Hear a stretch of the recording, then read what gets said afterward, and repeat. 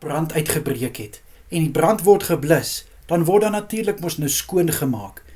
Maar soos 'n mens skoon maak, al het die brand uitgebrand en al is hy geblus, kan jy sien die skade wat dit gelos het.